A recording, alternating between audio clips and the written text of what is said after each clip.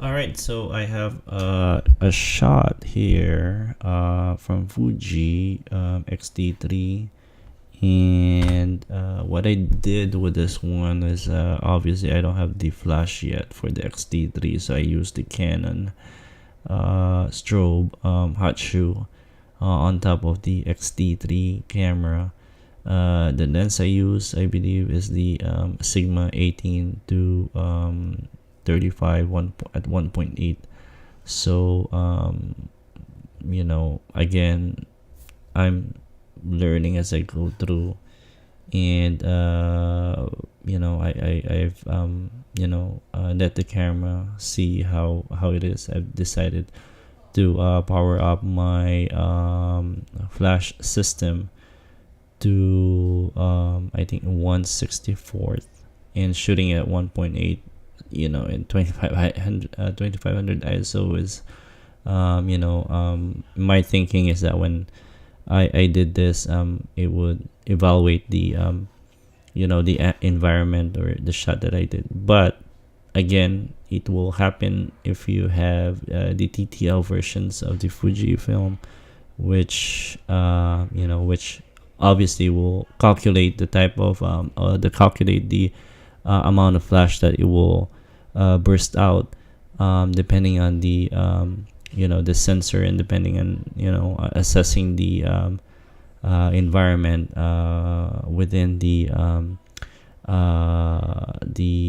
flash system unit and your camera itself. But well, I've shot it in RAW, so let's see how the dynamic range. And you don't shoot this way because you basically lose the detail already. So do not shoot overexposed, especially shooting in a white objects, because you will lose your image. You will lose your image. So imagine this: if this is the bride's wedding dress, you will lose this images, depending again on the type of camera that you use. But taking advantage of the or testing the how the dynamic range of the XT3 and how I would edit this. So when I have this type of pictures, what I would do is pretty simple. I would just probably put it on auto using the Adobe RAW, Camera Raw. I'll put it in auto, and there you go. So somehow it kind of bring back the details of the photos that was taken. So amazing on how the Fuji RAW files handles the the raw dynamic range. So with this, I'll be happy to get this type of results, and I can play around more. So again, highlights, lower it down a little bit, and then let me see what this white dial will do for the image. Oh, look at that! Just look at that. You see the dynamic range using the dial of the white, and also the highlights of the image. And it did save the photos. It did save the photos. If you can see it, it saved the photo, how the photos starting from all white, blown out, to the straight, edited, acceptable photos. And all you have to do is basically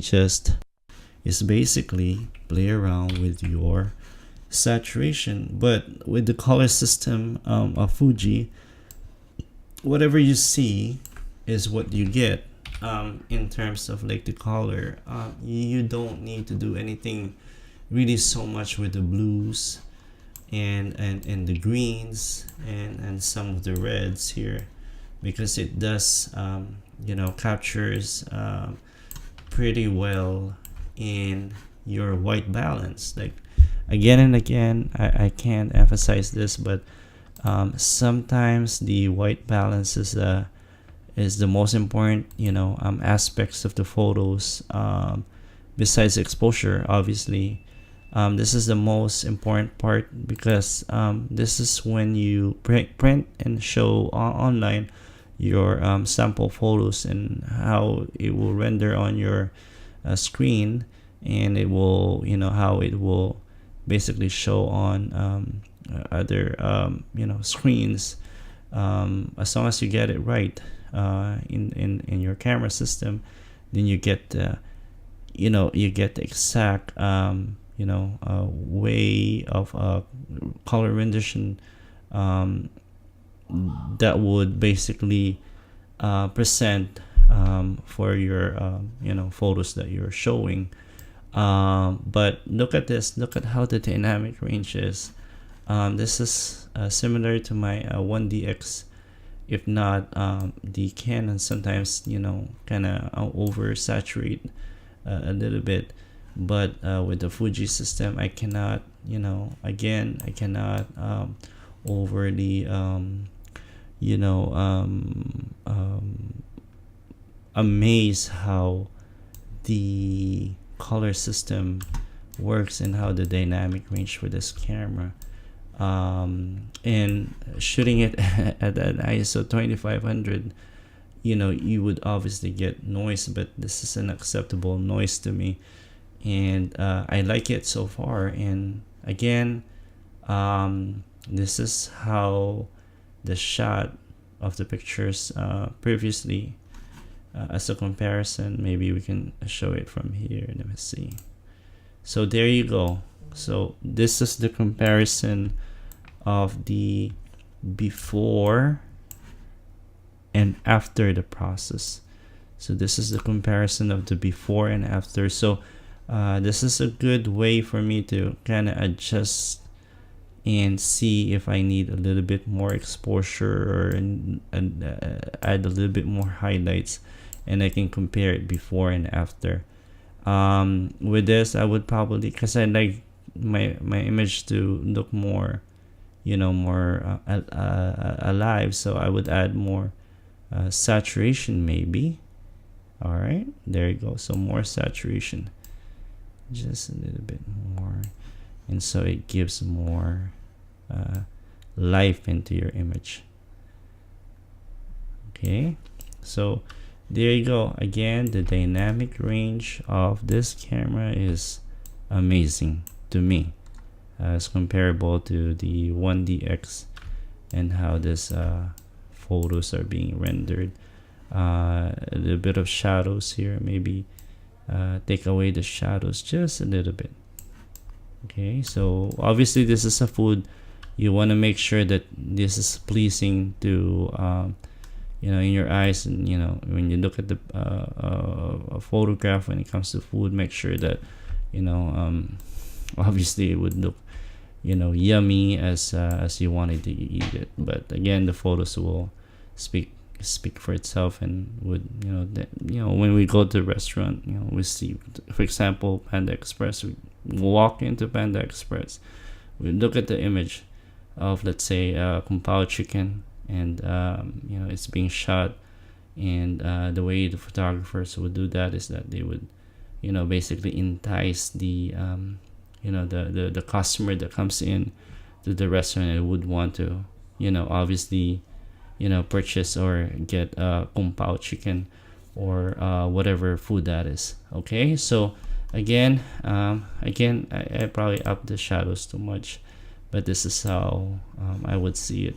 Not so much playing with the white balance already, because the Fuji is doing an excellent job in rendering that the color in terms of the white balance. Let me see if I can do the landscape here. See, okay, it gives a little bit more again, pop out on the shot. Some portrait profile, vivid might be nice. Yeah, vivid might be nice for this shot. So there you go. Again, I'm explaining to you guys and showing you guys experience with the dynamic range of Fuji camera system with the XT3, using the RAW RAF or RAF uncompressed file coming from the XT3 Fuji system.